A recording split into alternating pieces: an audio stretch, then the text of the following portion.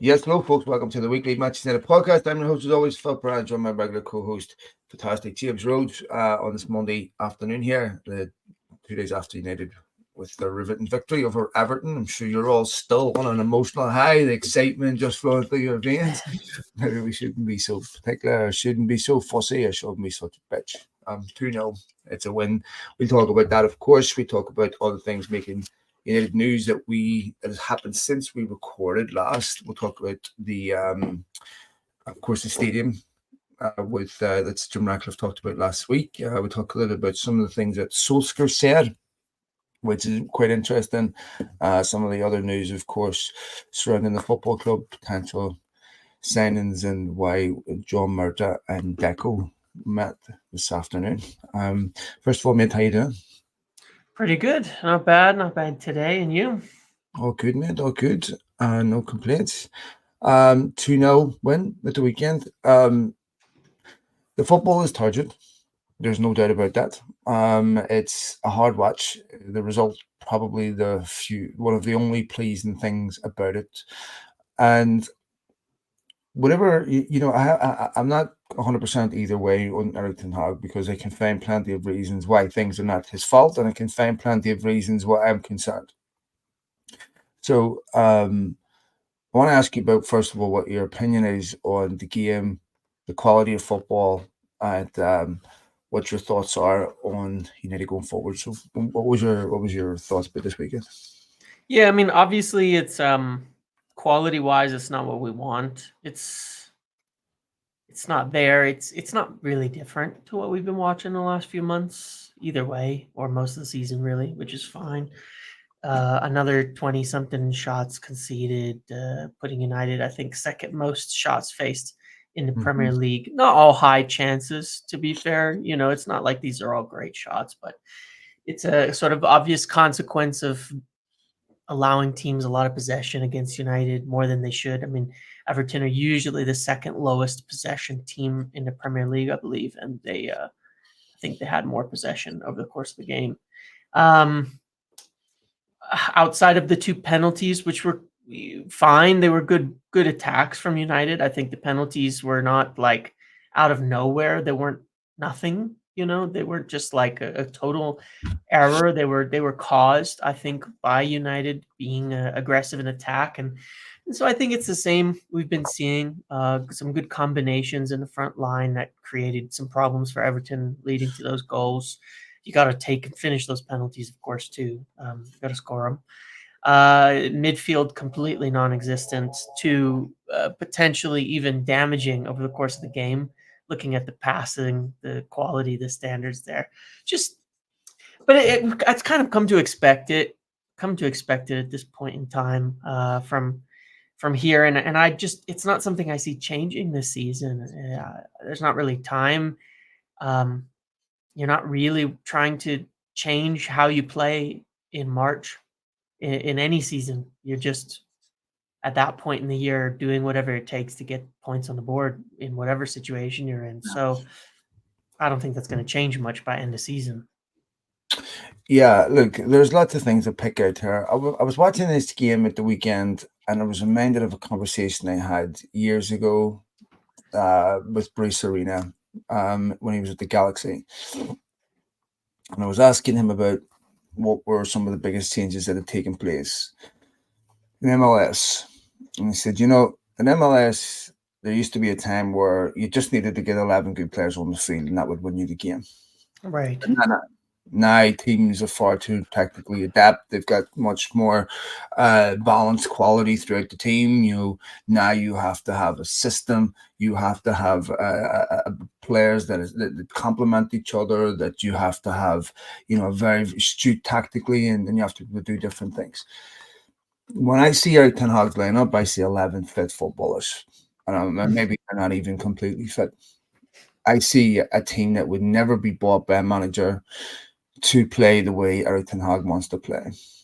I think, and I respect that everyone feels differently. One of the things that, which might be weird, but that sort of infuriates me the most, that when I think about it, is the left back situation, and how a football club this size is going to end up playing 3/4 of the season without a left back. That is a total disgrace. That is Yeah.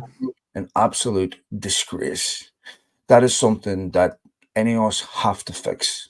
That level of ineptitude planning is beyond belief, and inevitably against good teams, you're going to get punished for not having the left back. We saw one of the worst periods of football under Ten Hag was when Amrabat was playing left back, and United were playing players at left back that just weren't left back. Then, of course, Luke Shaw comes in, and United start to look like a football team again. It's not just the defensive side you miss out on; it's the offensive side. Mm-hmm. Shaw would give you so much on the overlap. I'm reminded of that Wolves game. Does the overlap ball across the box, Hoyland scores.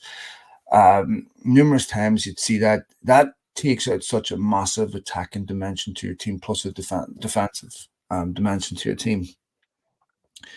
And I honestly don't think that United can finish top four without a left back. I don't think you can finish top four where you're sitting with 1 foot fit fullback at the football club, no left back, a young 21-year-old striker who just turned 21, who's being over relied on, a midfield that has no balance, very few legs. And I touched on some other stuff in my tweet that really is an abomination that's happening at this level. But this Erik ten Hag might be the last fall guy for the incompetence behind him. And if you think about the quality of the Premier League teams, asking a manager to finish in the top 4, 5, whatever, with 1 fit fullback and 1 half-fit striker, 5th choice centre-back playing the majority of your games, who was signed on a free transfer, who's 36 years of age, who you have no left-footed centre-back, you have no left-footed left-back. You're relying on a 19-year-old academy kid on the right wing. You have no striker for the last couple of games. This is disgraceful. And to expect, I don't care, forget whatever you think about Ten Hag is fine. But any manager in that situation should not be expected to finish top 4. And I don't want to hear he spent 400 million, because he didn't spend 400 million. United spent 400 million. Now that doesn't mean that he wasn't supported financially with high-end players, but the number that you see spent is a reflection of United's incompetence, not what Ten Hag spent. And I get angry for a lot of the reasons that transcend Ten Hag. Yeah, I mean, there's no doubt about it. When you look at the team as of this year, it's not fit for purpose for what you're trying to accomplish, one way or another. In terms of balancing the profiles, the players, it's not fit for purpose. It's not a team that is solidly on its way to what needs to be done and how it's built. There's just too many problems with it, unfortunately, and it hasn't gotten better, I think, in a lot of ways, unfortunately, since Ten Hag arrived, which we'd hoped it would be for many different reasons, but it's just not. I think this summer they did a little better in terms of buying players that make sense. I think, when you look at it, which is good, Andre Onana has become one of the major positives of the season for me, since obviously the Champions League stuff was pretty bad, but since then he's been quite good. He's got a really good mentality. He's a player I like. I would really like to see him succeed, and I think he will at United. Rasmus Højlund has obviously come along as it should. He could have been acquired for a lot less earlier in the summer, and that has nothing to do with Erik ten Hag, unfortunately for him. It still is an amount of money that United spent that they could have got for less.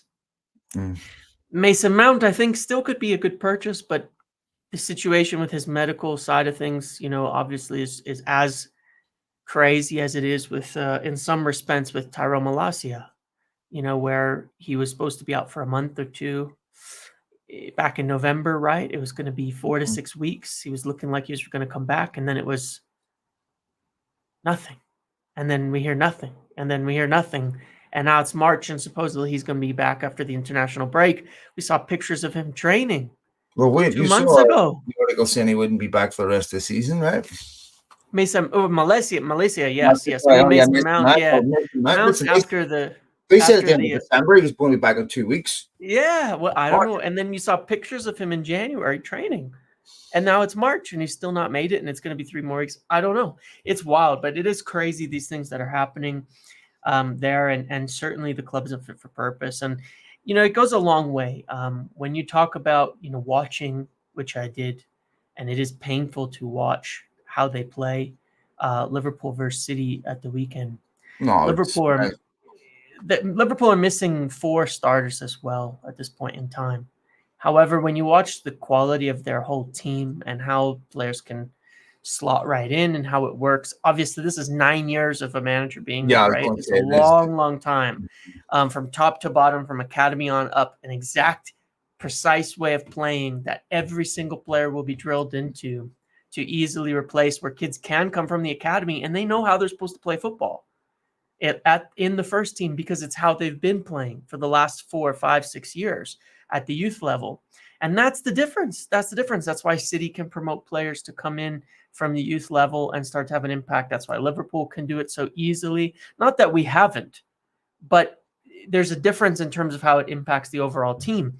Kobbie Mainoo comes in and plays really well because he's Kobbie Mainoo. It has nothing to do with his style or how he fits into the team or anything like that. Frankly, you kind of almost have to fit the team around him. And, Alejandro Garnacho will suffer if the team isn't set up to actually produce for him a way that he can focus on, where it becomes a little less reliant on, making moments of magic happen, which he's done and which Rashford did for many years when he came into the team, and a lot of players do, and then they start to slowly decline over the years.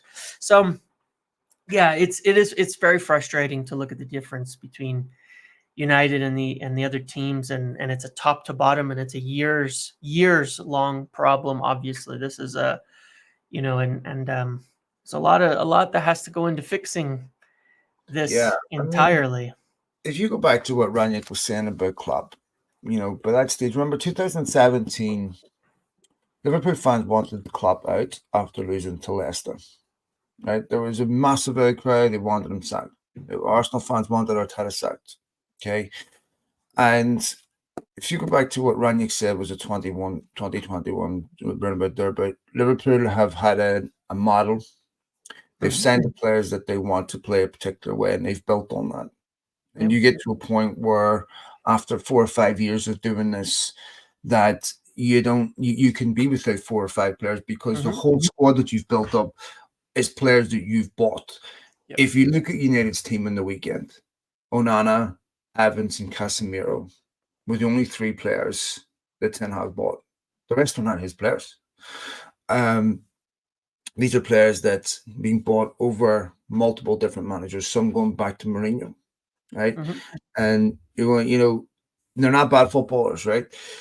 In the right team, they'd be really good footballers if they were playing to their strengths, no question about it. But how do you get an embedded style of football when you're constantly toggling between 4th and 5th choice players, putting players in positions at left back that shouldn't be there, have never played down their careers, multiple players on loan. I mean, if you think about what Ten Hag came to, Ten Hag came into a football club. You go to his first window. He signs Lisandro Martinez for 55 million, Malacia for 12 million, and Christian Eriksen on a free. That's what they started the season with. Then they panic after Bradford, and United spent money they didn't intend on spending, because at this stage the Glazers had already decided that they were going to put the football club up for sale. Yep. Because United financially didn't have the resources. The pot was dry, and they didn't want to try to sell the football club on the back of multiple crises. Team viewer at that stage are already threatening to bail. Lots of things going on. The players actually go to the board with everything, and they go out and sign Casemiro and Antony for inflated fees, players they could have had way before earlier in a window for much less. So, of course, that looks like Ten Hag spent all this money, but it's not. Again, it's horrendous planning. His next window, he gets 3 on loan players. He gets Jack Butland, Marcel Sabitzer, Wout Weghorst. Wout Weghorst will never play for a top club again, or will Jack Butler, if he ever did. and Sabitzer's at Dortmund, which is just a level below. Then this window comes along. They have no money. The Glazers intend on paying down that credit facility. So now they go for Mason Mount because Chelsea will take no money up front and they'll take payments. Decent player, but a risk because he played, 9 games a season before. Yeah. Then, they start again. The Hoyland, they delayed it because the intention was we'll reintroduce Greenwood. Right? Oh shit. Now we got to get rid of Greenwood. Now we got to get rid of Sancho. And the recruitment again this summer, Onana has eventually come good. Hoyland recently come good. So you have to give Ten Hag some credit there that these signings have worked out. But again, the preparation is horrendous. Just dreadful. Right? It's so Ten Hag has to start the season not just losing no Greenwood, but also Sancho. And you could argue you could handle the Sancho thing better. I agree. And then he gets to this January and he can't bring a single player in despite the fact Anthony Martial is out for 4 months. And you're going, they let Reguilon go. Their only fit left back on what? On the basis that Luke Shaw, who's never stayed fit for a whole season once, and Ty Malacia, who's been out for a year, is going to be fit. This is insane. This is. I mean, you look at this and this genuinely defies belief. It's that incompetent. Yeah, it is. It is, and unfortunately, it's results in what essentially is a wasted season overall. And ideally, you have no wasted seasons, in football, because it takes so much work to get back to the top. Even when you're not competing, you can't have a wasted season. You can't have a season where you make no progress, because you can make progress without winning things. You can make a lot of progress without winning things, but you have to have the resources to make that progress. You have to have the ability to do that. You have to have players to do it. Not every year is a win, but every year you can gain something. You can get something out of it, and I can't say that there's a single thing that they would have gained out of this season, frankly, as a whole, as a team, right? Obviously, there's been some good players, but on the other hand, you also have good players who become a year older, a year closer to their decline, a year closer to moving away. You see players like potentially Bruno Fernandes, who, how many years does he have left at performing at this level? Is it even enough now where you can say, yeah, we're starting the next phase with Bruno Fernandes? Is it too late for that? And now it's another position. So, yeah, infinitely frustrating in that regard. And I think, at this stage in time, overall, it's really going to be kind of a matter of, I think it's a little too late in the year for there to be much of an influence. And I know this isn't how the decision is going to be made. As I said this a few times about manager, things like that. It's a bigger picture decision. I don't think they're going to be reactive negatively or positively to any game that occurs now, because it's very little you can read into it, either way, right? Because what you're not judging a manager on at this stage, you're not judging them on their ability to, scrape games in a crisis either. Even though it is a positive for somebody to do that and to make those changes. And so, what has to happen is really what has had to be happening all along for this to work. And that's why it's not a 1-year thing. And it does need to be, whatever comes next, a long-term decision. It needs to be, this is how we're going to play, this is how we're going to recruit, and this is the manager for it. And if it's Ten Hag, then it'll be Ten Hag. And then I think he will get 3 years on a deal. Not wait until next season like we talked about, because I don't think that makes any sense in the slightest. And so, I think that they'll hope either way that we can get something out of this season to help with next season, to help with the finances and Champions League and all that.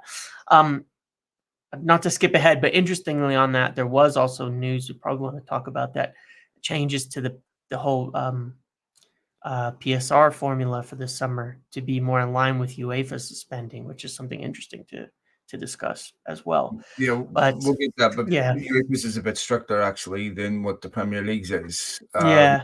because UEFA Yep. have a lower percentage of turnover that you're allowed to use for wages. Maybe there's some other nuance I'm not aware of that gives them some more flexibility. But yeah, I mean, you just said I was sitting looking about this, thinking about this over the weekend.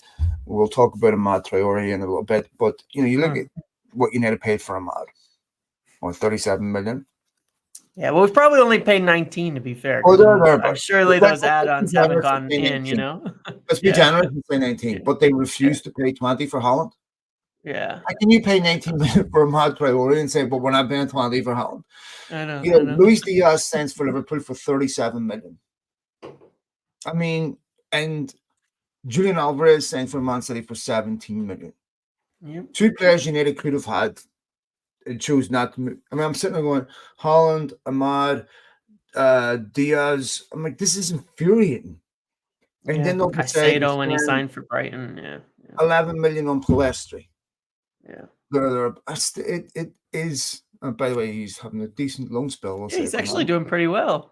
Yeah, he's playing 5 games. But anyway, it's infuriating. And you look at 72 million on Sancho or 71 million and 85 million on Anthony, and neither of them are anywhere close to people like Luis Diaz. Anyway. 200 plus million on wingers that we can't use, not to mention Mason Greenwood into the factor too. Yeah, well, we'll get to him. Insane. So anyway, on the positive side with Ten Hag, where I will definitely give him credit. Garnacho's now started 25 games in a row, and I genuinely don't think Garnacho gets the credit he deserves for the level of talent that he is. He is a stupendous talent, and was so important to United getting 3 points at the weekend, frightened the life out of Everton, ran at them directly.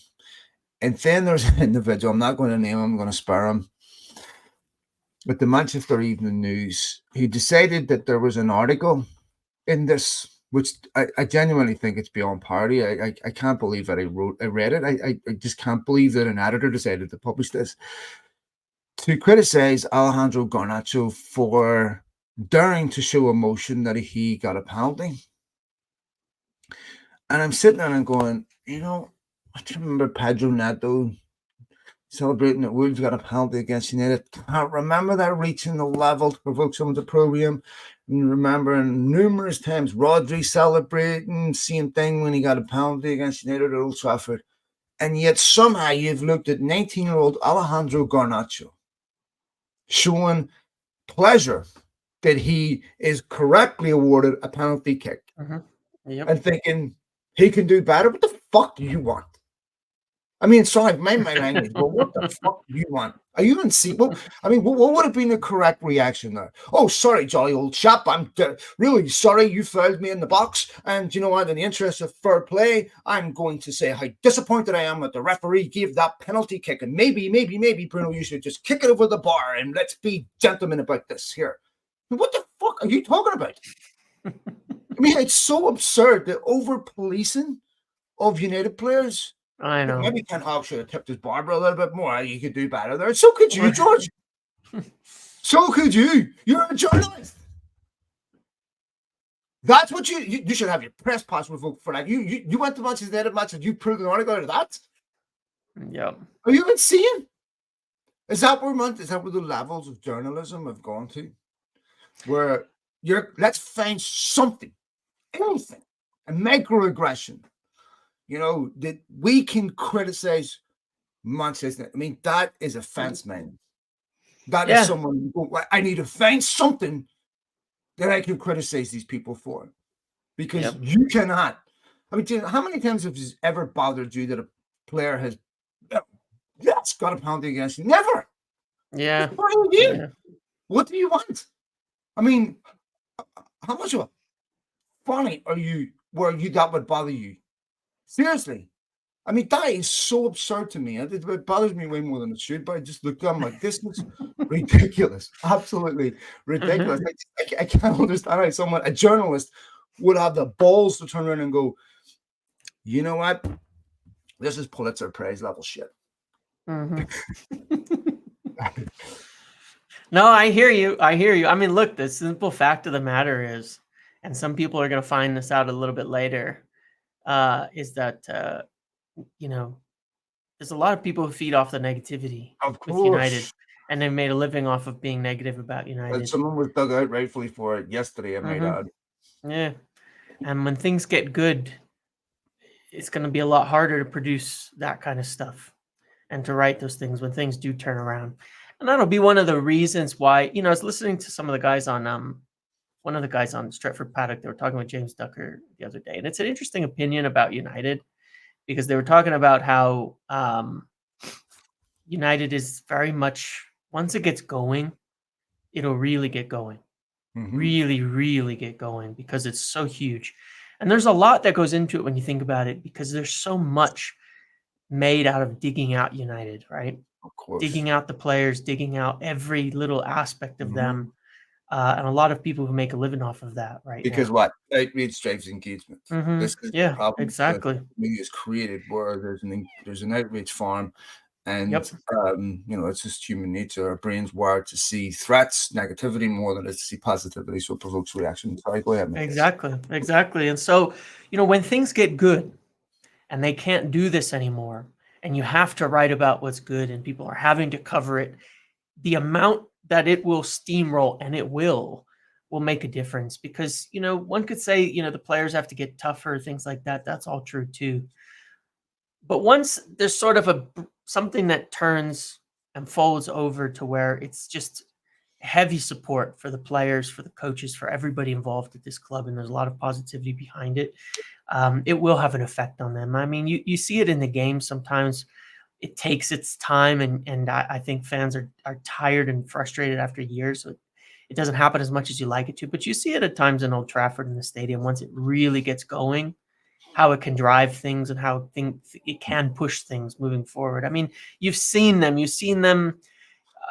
You saw it under Ole Gunnar Solskjaer pre-COVID, the final game pre-COVID, the win against Manchester City will always stand out to me as one Mhm. where that doesn't happen without the amount of force and support coming from people around the players, from the fans, from everywhere, and kind of the entire emotional push that goes with it because it was an incredible game and maximum effort, maximum energy, maximum intensity. And that's what you want. And I think that United is, when things do get good, a lot of these people will be found out, and it'll be for the better. And a lot of good will come of it. James, here's the thing, right? There's positive and negative human beings, right? Mhm. There's certain people, and I won't name them, that find as a dark cloud in every silver lining, Yeah. right? And I go back to what I just said there about Garnacho, where Yeah.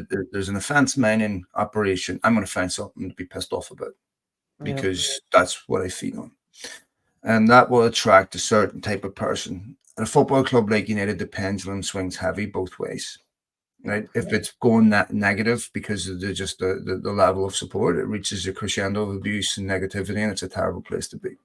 Yes. Going positive, you can drown out the darkness, you can drown out the noise because you're going to get a lot of love. That's probably one of the best places to be. Yeah.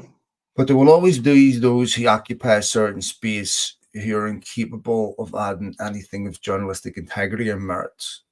Yep. And no matter how much you are held captive by the football club to behave and try to stop being so negative and try to stop spreading abuse and to offer an incentive of interviews if you do this, it's still a difficult place to occupy because they've built an audience on negativity and they don't like positivity. So trying to rebrand yourself when you've spent 10 years being someone that spread toxic abuse is going to be really difficult because there's better people at occupying that space than you, and that's just not how you built your audience. Yeah. The other issue is these are the types of people that attract fans of players, Mm-hmm. not the club, Yep. or fans of a team, not the club. So their support differs based on if is it my favorite guy that's a manager, is my favorite player playing, Yep. I mean, the amount of stuff I read on my Twitter from so-called United fans is hard to believe. I mean, I could read some of them to you, and you go to their Twitter pages, and they're supposedly United fans, and nobody abuses players or the club like these people do? Nobody. Yeah, it's insane. You'll find out that 99% of their tweets are about one particular player, one particular guy in your league. Yep. These are not Manchester United fans, right? So they'll Yep. always find, star player isn't playing. Some other guys won't score 40 goals a season. It'll be the manager's fault. I mean, to me, it's it's Ten Hag's fault. I'm not playing for Man United, and he's picking Rasmus Hojlund ahead of me. If only because he ruined my career. Because if only he could see how good I was, and wasn't picking favourites and picking Hojlund ahead of me, I'd be scoring. This is the logic that people use online. Yeah. The manager ruined the player's career. No, every footballer's kicked the ball. Will tell you that there's a reason why I don't make it to the next level. I want to get to him and talk about that in a minute. But yes, a lot of the toxicity that's out there is a farm. It's a business, and a couple of weeks ago, Jonathan Liu, who I have the utmost respect for, by the way, wrote an article saying that United said they would not pursue high-end Hollywood personalities, appointments, and here they are going after Dan Ashworth. I'm like, you're fucking joking. Dan Ashworth is what? I mean, I'll be honest. I barely knew who he was about 4 weeks ago. Right? Was he a celebrity when Newcastle went after him, or is there only a celebrity because United are going after him? Because I guarantee you there was nobody writing an article about Dan Ashworth being a celebrity when Newcastle were going after him. I mean, this is absurd. The levels, the standards that United are held to on everything is so far above and beyond. I mean, just to finish this up, I go back to what I was saying last week about Man City. The Qatar buys United, football's over, your success means nothing. By the same people then lauding Manchester City and how wonderful they are. Like, I mean, your own hypocrisy should embarrass you. So anyway, go ahead, Matt. Yeah, no, it's all good. I agree. And no, it is something. It is something. And I know that we've all at times been part of it because it's been so. It's okay. It's all good. We've all been, I think, as United fans, because things have been bad. There's been many times it's hard to be positive. It's hard to not, get into the thing of talking about players and abuse, and well, not abuse necessarily, but there's a lot of abuse out there. But it's hard not to fall into the trap of being overly critical and overly negative at times because there's been so much, where it's like reality has often been so negative that it reflects it. But the difference is always, if you're finding things where there's nothing, and being fair and things. And I think it's something that my hope is, under new leadership and all of that. And I've made an effort, to be better at this in recent months too, because I think it's important. I think there's far enough, negativity out there in the world for sure. No doubt about that going on. I've really hoped that with new leadership, we can, as fans kind of ideally come together on certain things and back what they're going to do, because we may not always agree on many different things from an opinion standpoint. But I know that there are people who want to make the right decisions now and want to do the right things for United. And, and I think that is something we can agree on. Hopefully the majority of us, that, these are people who have the right intentions, and they deserve our support in doing that. And obviously they'll have to prove themselves, but they still deserve support. You also have to remember that a lot of this is being amplified and fed by people that aren't even United fans, that are pretending to be United fans. Yeah. These are people that are individuals who are signed to certain agencies that are schooled on a particular way to behave that drives engagement. And we see this with young females who have two buckets in the wardrobe hanging out with the United scarf from and going, come on, the boys, that are used Manchester United to promote their OnlyFans, not that, right? So this is the male version of this, of people who are pretending to be United fans to build their own profile off the back of it. So they contaminate the discussion around the football club because they're not United fans. I mean, it's blatantly obvious. So that is a problem. And hopefully the football club gets some balls and grow a set of standards, grow a set of balls and have some standards, and start refusing to work with certain people. Okay, United are entitled to work with whoever they want, but there should be some editorial standards about what you do, and there's certain things I could say that I'm not going to say. That would be quite interesting to add some context to what I'm saying. But United should not be feeding this because I've spoke to certain United players, and I can 100% validate what Andy Mitten was saying about Rasmus Højlund. That is exactly how a number of United players genuinely do feel towards that particular organization. But it's not up to me. Let me ask you quickly about Casemiro, because I heavily criticized at the weekend. He gave the ball away 6 times in 20 minutes. I feel for him a bit in the sense that he's isolated, and that it's a midfield that United are asking him to do stuff that he doesn't have the legs to. In many ways, it would be better for him to go from England to Spain at this point of his career than Spain to England. In Spain, you get a lot more time. You get, you're not having, it's not 100 miles an hour. You have a whole different set of ground to cover. Casemiro obviously is a very good footballer, and I've no doubt that if he was playing for Real Madrid, he wouldn't be giving the ball away 6 times in 20 minutes. I'm sure some of this is based on the way United are set up, but this is obviously a big concern. Something that a little anecdote from Solskjaer talking about how United need legs in the midfield, and I felt that some of that was targeted towards Casemiro.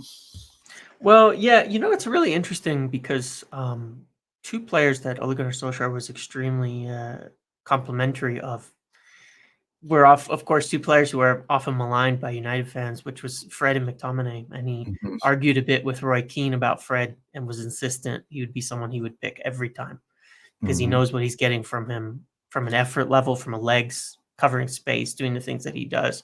And that United are frankly missing a little bit this year too. But I think so because, it's a tricky situation for Casemiro. I don't think that what he's being asked to do out of necessity or however suits his skill set, especially at this point in his career. He gives the ball away a lot. It's hard to think of midfielders who would be asked to cover the spaces he has to cover and make the passes he has to make. Many of them, first time passes on the turn, things like that, evading pressure. That would be able to do that job. I don't know that there's many in the world. And the number 6 position, I think, is the most important position of football. That role, that deep midfielder role, is probably, to me, the most impactful position in football. You see even Manchester City struggle recently this season when they didn't have Rodri in the team. Obviously, he's a tremendous player, but it's a really difficult role in general. It's a hugely difficult role in general. And in England, you don't get, Sergio Busquets was able to play well past his legs going for Barcelona, well past his legs. He's never the fastest player in general, but he was able to play well past that. And in a Spanish league, it's extremely technical, but definitely slower in a sense. And I think it's tricky because it's almost an unfair ask. I don't think there's anybody else in the team who could do that job any better.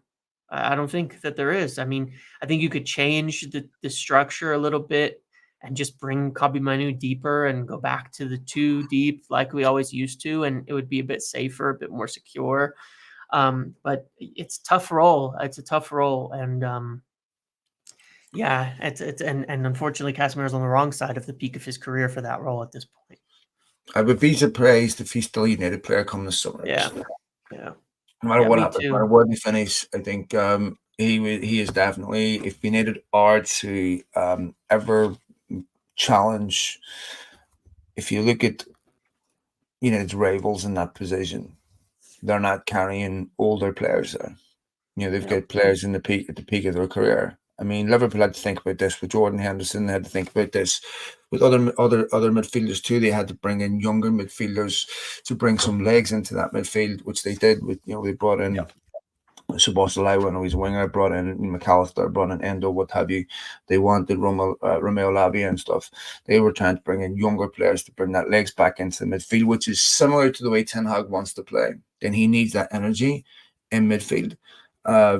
He's been, thankfully, Kobbie Mainoo's coming through that gives him that, but Manu needs someone in beside him.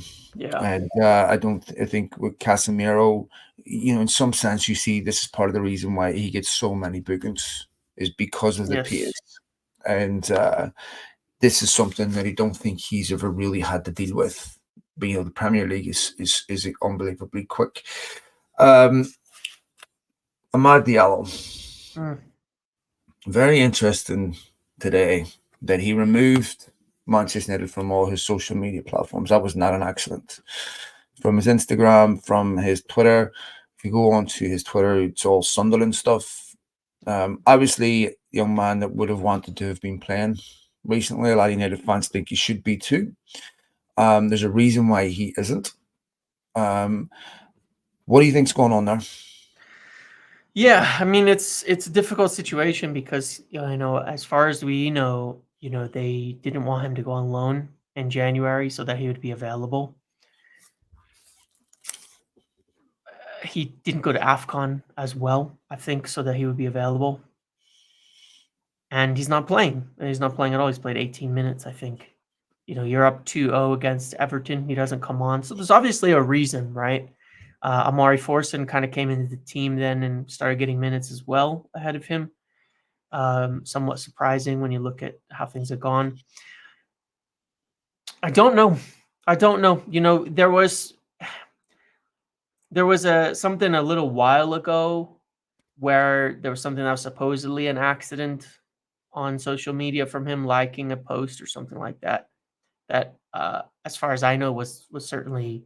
I mean, I can't say that there was something he liked about not playing or not getting minutes. It was just some tweet, and I can't remember what it was. There was some clarification of it, but it came at the same time as pretty solid rumors. So I can't say he liked the post on purpose because I don't know that, but it came at the same time as some pretty solid rumors that he was unhappy with how things were going, and then at the same time he happens to like this post, and it's an accident, right? But now we see he's still not playing, and weeks later, this is happening.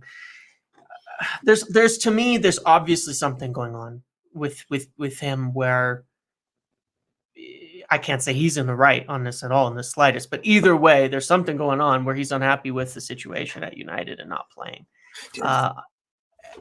Let me be devil's advocate first for a second here. Is it concerning to you that of United's front line, they've had major problems with Anthony? They've had major problems with Jadon Sancho. They've had major problems with Marcus Rashford.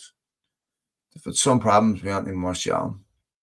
They've had now problems with Ahmad. Lestri wanted to leave in the summer. His father was not happy that he was not allowed to leave. Lestri was also someone who felt that Ten Hag was showing favoritism, which is understandable for players that don't play. This happens in every dressing room across the world where players don't play. It doesn't matter what level at. Okay, players always feel they should be playing ahead of someone else. That's always the case. Yeah, of course. They have problems with Ronaldo. And I'm looking at this and going, if there's one thing that also really infuriates me, is when I look at the likes of Liverpool, Arsenal, City's goal difference. Plus 45, plus 43, and United are 0. They don't score goals. Marcus Rashford feels that his role in the team changed this season as a result of Rasmus Højlund being brought in. I know that Casemiro was really upset whenever Ten Hag done that interview saying that they needed more football. They took him off at halftime because they wanted more football. He wasn't happy about that. He's had an issue with Varane. He's had an issue with Wan-Bissaka. And you're going, is that a concern to you? It's a lot. I mean, I've never seen this many issues with players, even on teams that were having problems, right? And in difficult situations. I've never seen I've never seen this many. And it is concerning. It is kind of crazy to look at it because it is a concern. I mean, it's hard to know, the blame on it, but when you kind of look at it in one way, you have no team can afford to have falling outs with multiple hundreds of million worth of players. You just can't. Mm. It's and I've said that in taking it off of Ten Hag, that it should be measured by and dealt with by other people. I agree. Because it's to me, I think Ten Hag has to take responsibility for a good portion of getting along with people, because it's part of being a good leader. You can't just rule everybody with an iron fist. It doesn't work, and no good leader does that. But a lot of the weaknesses of people that you have is encompassed by having proper organization, proper planning, proper setups, in order to prevent these things from occurring. Because how let's say you do have a manager who pisses everybody off, because Jose Mourinho pissed off a number of people too, not as many, but a number of high-profile people like Paul Pogba and Anthony Martial back then. Though I would certainly say, in retrospect, Jose Mourinho was probably right about a lot of the things that he indicated, right? Yeah, you'd have to say that that's the case, right? Either way, giving the ability of a manager to cause problems or to create something or to have a situation where a manager could is responsible for, like, when you give somebody too much responsibility, you're also saying that they have the ability to mess it all up in a manner way more than you should. And that's not even to blame the individual. It's like it comes to recruitment, it comes to everything, that the manager's been such a huge figure at United for probably for too long, going, just trying to recreate Sir Alex's role at United for too long. So but it is concerning. I mean, it's concerning because it's obvious that it's an issue, and there's a serious lack in something going on that is making, that is not creating a good environment for these players to understand. Because mostly I think it's been about football. It's been about playing, I mean, at the end of the day, it's been mostly about that with pretty much everybody, about playing. And one thing I will say, just as a note on this, is that one of the underrated factors I think in leadership is predictability. You want to be predictable. People want to know where they stand, and they want to know what their future looks like in any situation. And sometimes I think that's an underrated aspect of leading. It's not just doing things on merit, that you do have to give a bit of predictability within that too, where people can know some way of knowing, if I do X, Y will happen. They have to have some degree of knowing that. So on that, I think there's a larger thing here. When United transitioned from Busby, Franco Farrell, and what have you, they found it really difficult. One, I can understand the football club being stuck in a rock, hard place. Make sure you don't disrespect Sir Matt Busby, the great at that point, and may still be the United's greatest ever manager. The problem is, when you're transitioning from a legend like that, the only way to give the next manager a chance is to have them completely leave the football club, because they cast a massive shadow over the club. And you would, I'm going to finish this by talking about what Solskjaer said about Ferguson. Yeah. And, if you listen to what the likes of Franco Farrell was saying, players were still going and calling Sir Matt boss, still had the manager's office. You can't lead in an environment like that, because your word has no respect, no authority. And every parent knows that a weak parent who doesn't hold the line when it comes to implementing discipline not only undermines the other parent that's trying to bring discipline, but doesn't help the individual. Because empty promises produce, or empty threats produce, worse behavior. It's as simple as that. Yeah. So for Ten Hag, he has to, you heard about this with Solskjaer, when Solskjaer was saying, we'll leave out Ronaldo, have to deal with all the histrionics, but the camera would pan to him. And there's some debate about how Solskjaer said this, or what he actually meant, but when you have to deal with a gaffer, was it that could be video? I don't know. But this is the problem when you have John Murda working at the club, who Ferguson doesn't like because of the David Moyes situation, right? When you have ex-players who used to play for Ferguson, who there's too many sympathetic ears to players who can go to within the club and undermine people like the manager when they're not playing, when this is happening or that's happening. There's too many people in managerial positions, upper management positions, who maybe don't like the manager, who, maybe there's no synchronicity between certain departments that don't like each other. The medical department doesn't like the manager. The director of football doesn't like the manager. The manager doesn't like the director of football. The Keys Voss situation.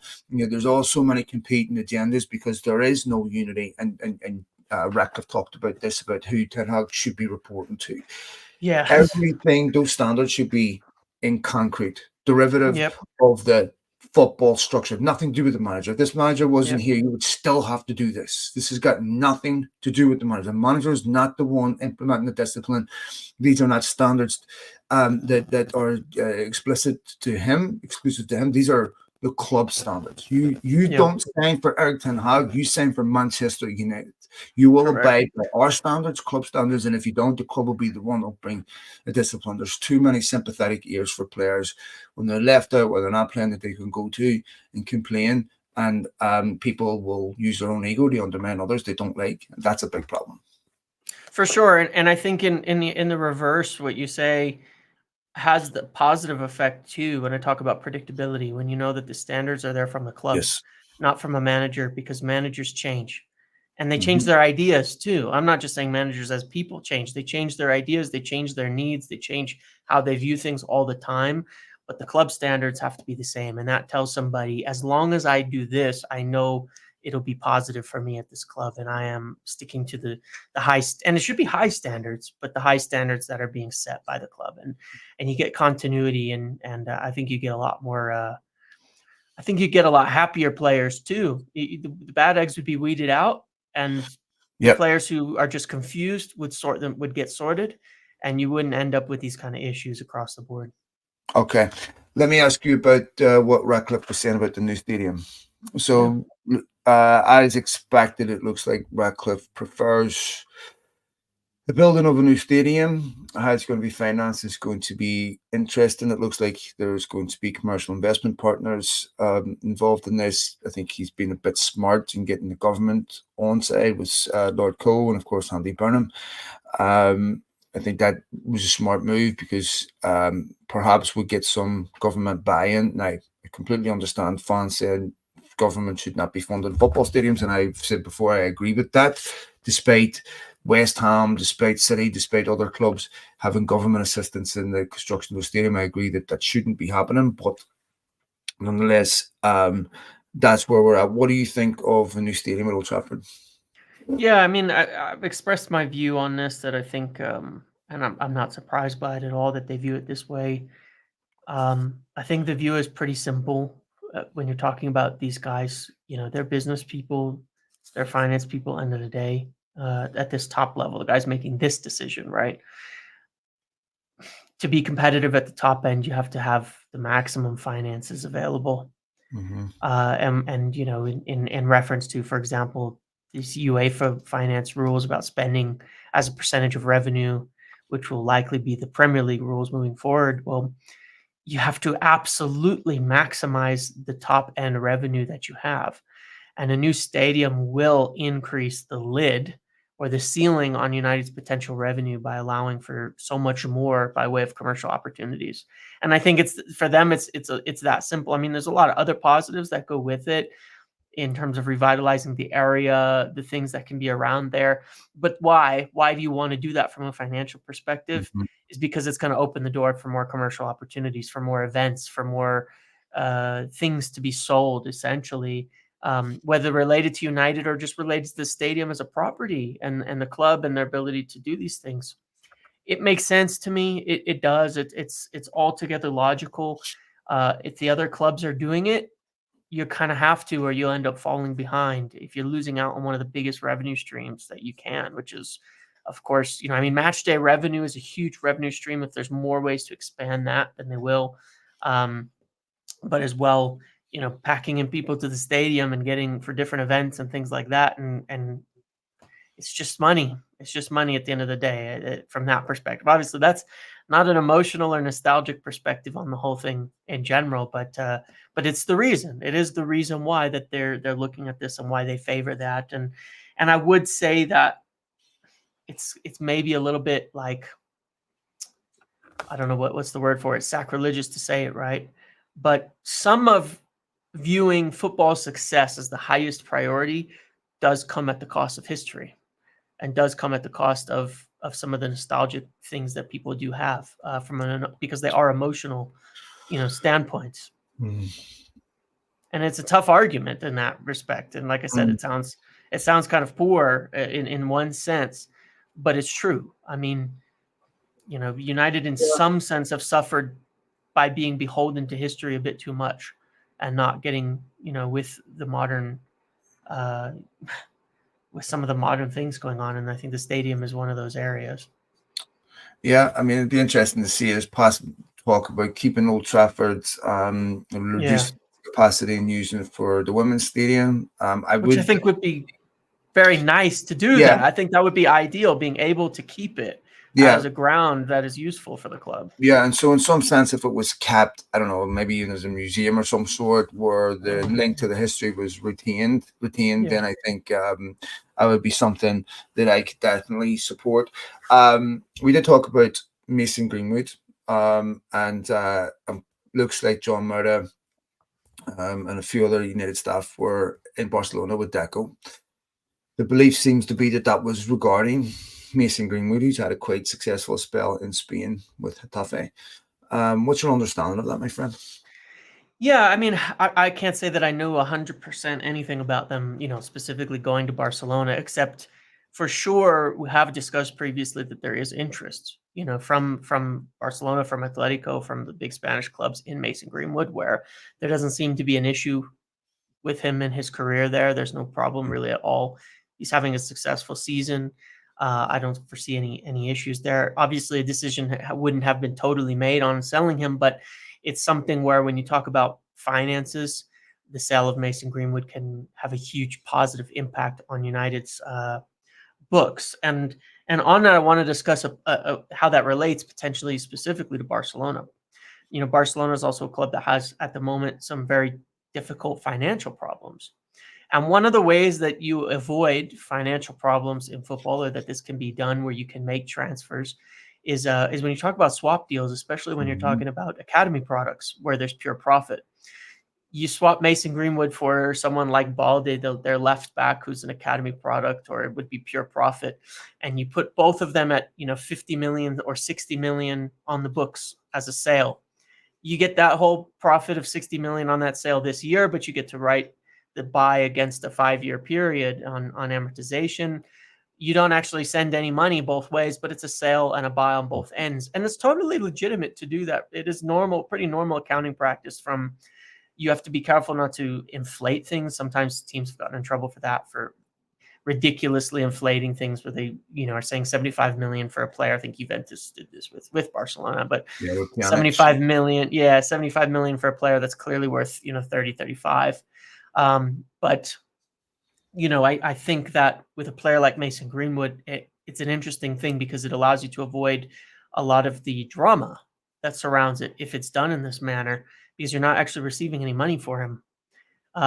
Which some people have already been writing articles about. Making one or two people happy that don't think United be allowed to make money off a player. But I think it avoids it. Relatively interesting new standard that's being applied. I know. It's I know. What about the club? Never been applied anywhere else. It's just anyway. Okay, whatever. I mean, we've got owners chopping people's heads off. We've got owners, but much didn't allow it. But anyway, go ahead. I know. But true. But no. So it's a good sign. I mean, look, it's a good sign. And the thing that I would say in general on this, because they're meeting with other people as well, other directors across Europe, and I want to say that in particular, I believe this is regarding sales. That's my belief, or my sort of understanding. It is specifically regarding sales, and I'll tell you why. Last week on some of my videos after our last podcast, I gotten some good information regarding, we've talked about these players before on our show plenty, but United making initial contacts over Gerard Braithwaite and Michael. I didn't think he was that great at the weekend. I thought he was decent. I don't think he had much to do, but he wasn't one of the center backs that gave away a penalty. That good, but go ahead. And that United have made contacts with these representatives around the players and are starting to move forward on these sort of deals and make progress. You don't really need to meet with sporting directors to look at players that you already know you want to buy. But one of the things that United have been really poor at over the years, where they have been entirely non-proactive, is on sales, on player sales. Most of the time, they'll sit and wait for an agent to bring them an offer for a player. And I understand that is often the agent's job is to bring offers for players that want to leave or want to make a change this summer during of their career.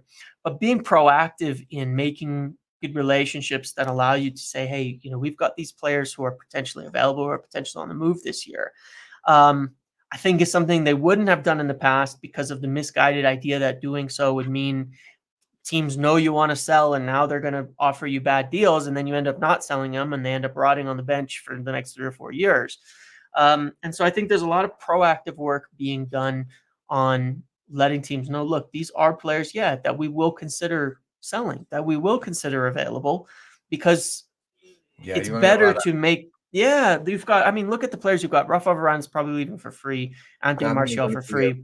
But you have Greenwood, Sancho, Casemiro, Eriksen, potentially Wan-Bissaka, right? The left back situation, if they're going to get one, are you keeping both Malacia and Luke Shaw? Though neither's probably at their highest value at this moment in time. You've got 5, 6. Left back of summer. Agreed. So one of them is probably going to have to be sold too, though, because you're not having 3 senior left backs, as well as everything else. I think Malacia is loan, James, and to find that's true. See if he can get healthy. Yeah, because talking about £12 million left back here, United never. It wasn't a gamble, really. If it didn't work, it doesn't work. It's not the end of the world. But yeah, go ahead. Sorry. But yeah, and then you've got the young players too. Hannibal on loan that hasn't done so great, I think, at this point in time. Started his first game on the weekend. They won 3-2, but he didn't play well here. Yeah, Palistri's done well, but you still don't know if they're going to be able to buy him or exercise an option. You don't know the finances. So there's a lot of players where United are going to need to be pretty proactive in saying, hey, they're available. Is there going to be any interest from you? Is there going to be anybody that you might want, and making those kind of relationships and not being so stingy of not selling players for less than their value, which is a poor look because they end up having no value, and you end up paying them to sit around doing nothing for years, like happened to players like Phil Jones and others as well, where it just doesn't work for anybody. And so I think that that's where they're being really, really proactive, and it's likely the main subject of meetings with people like Deco and at these different clubs is regarding that for sure. I think that's the most likely scenario. I think the days of the £150 million transfer fees are gone. I don't think. I think football's bubble has burst on that. I just don't see with the PSR, FFP rules having teeth. I don't think the clubs are going to do that anymore. I would agree. It's really difficult to justify doing stuff like that. So there's obviously they're still looking at. I know they do like Palacios quite a bit. We've talked about that on here.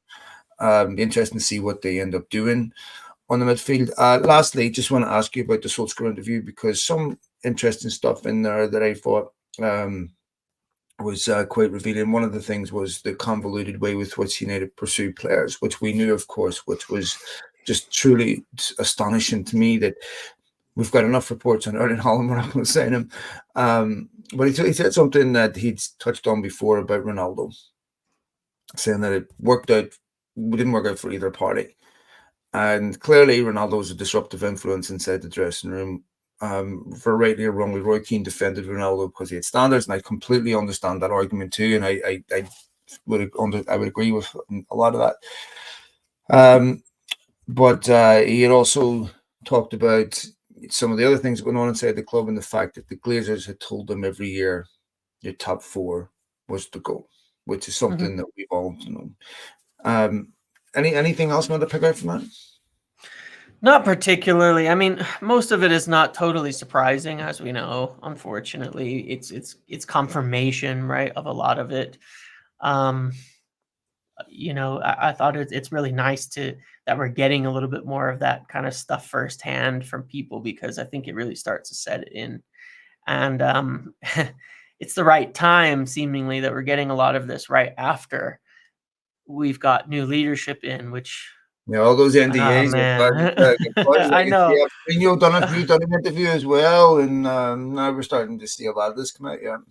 I know, and it's good that we have new leadership, because this is why it was sort of hopeless without these people in place. You know what I mean? Like, when you look at how things were operating, it was hopeless. There's no way that Unbelievable. we would have ever been successful. It is impossible. You can't even luck into it. You just can't. It's not like in US sports, because of the way that the caps work and things like that. You can luck into being competitive in short spurts, with top players, things like that can happen. Draft picks, all of that. It's not like that in the Premier League. There was no chance with the way things were being run to ever be successful. So it's almost, it makes it every time with these things come out more relieving every single day that there's different people making the decisions now. It uh did. Yeah, when it all gets laid bare and you look at it, I mean, it's not stuff like you said, it's a major shock, but when you look at it, it's just truly unbelievable how yeah deliberate it was, and how yep the scandalous incompetence of it all, and the steadfast refusal to listen to anyone. I mean, all the structures that they should have copied were already in place, and for some reason they refused to do it.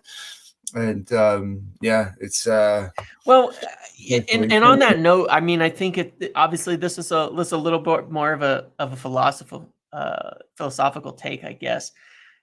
I've always been a bit of the opinion that when things happen, there's usually more of when it involves people, there's usually a little more purpose behind it than people are letting on.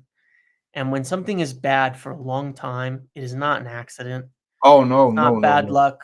It's not absolutely not. even often, Nope. I would say, like when you kind of learn this when running a business and things like that too. It's not an accident, and it's not just like, it's usually not just incompetence. It's on purpose, No, a lot of no, it. no, no, no. It is very, Yeah, very purposeful when these things are happening. It is 100%. not just like, oops, they didn't know any better. It's on Nope. purpose most of That's the time. derivative of Yeah. personality and priorities, and that Yep. is, sustained excellence is not an accident, and sustained Yep. failure is not an accident, because at some point the failures become obvious, and if you refuse to address them, that's not an accident. Yep. So that is absolutely 100% derivative of the people at the top. That's it. Yep. So yeah, I agree that this is where, if I was a Chelsea fan, I would be concerned, because I Yep. said sustained failure does not result in change. Mm-hmm. Okay. And Yep. inevitable change. People can be committed to that failure because there's some dividend or some payoff that you don't see that they value more, and they're okay with all the rest of it. Okay, mate. Quick prediction for Liverpool. I can't see it going well. I would They're love going to to be. be, they're up 5-1 in their Europa tie, which they play on Thursday, which means they're going to play a heavily rotated side and be completely at full strength on Sunday with Mohamed Salah back in the team, all of that.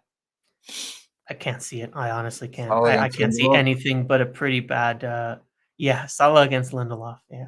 And to me, it was no surprise that It would Foden be was. nice if we took Wan-Bissaka back in for a game and stuck him over there to deal with it, because he's done a job Well, before, but uh, I don't know about let's that. even see who's actually remains fit by the weekend. Yeah, Do, exactly. is there a chance of Horland playing? There is, right? I think Maguire, and Wan-Bissaka are all in the same boat where they could be fit for Liverpool. Mhm. Starting, I don't know. It's not that long out. He hasn't been out that long where you need like a long reintegration period or anything, though. So potentially, I think we could have used him last time. When we actually caught Liverpool a little bit, they played pretty poorly, and he played last time, but I think You, we could have. you should have scored in that game. Yeah, we should have scored in that game, and I think He should have he's scored in got that his. game, in my opinion. What's that?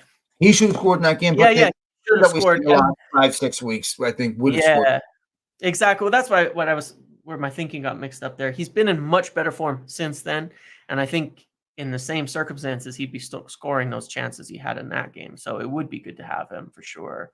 But yeah, I think another pragmatic game similar to the game against City is probably in order to give us the best chance to win. Yeah.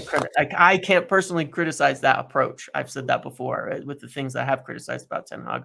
I wouldn't criticize a pragmatic approach to these games at all, especially it's a cup game and all of that too. It's like nothing matters except if you can get the win in a game like this. So he doesn't have the players to play any other way, James. He can't ask the players to do anything different than what we're doing.